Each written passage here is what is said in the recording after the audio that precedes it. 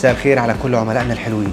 معايا الجميل هنا كانت عامله تاتو عادي ورسمه الحواجب بتاعتها كانت قديمه اللي هي الشاينيز المفتوحه، فاحنا شلنا حته من الديل وعملنا 8 وعملنا التقنيه الجديده بتاعتنا، حولنا التاتو العادي للمايكرو بليدنج. نبص بصه كده ونشوفه.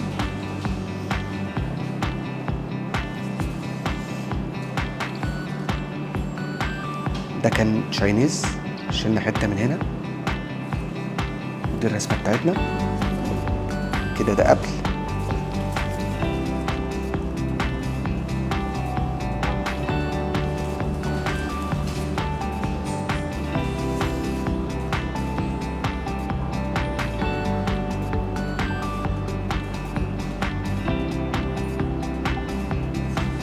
مفيش حاجه دلوقتي بقت مستحيله، كله متاح.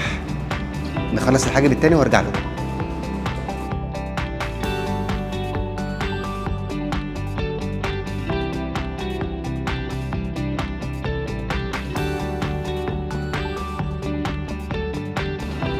طبعا بعد ما خلصنا الحاجبين نبص على الشكل نشوفه عامل ازاي.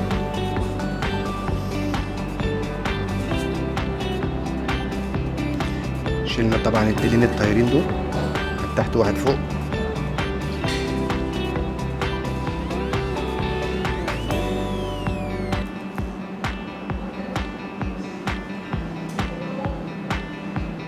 طبعا الخطوط دي بتبقى شارب في الاول، بعد كده بتهدى بتديك الشكل الطبيعي.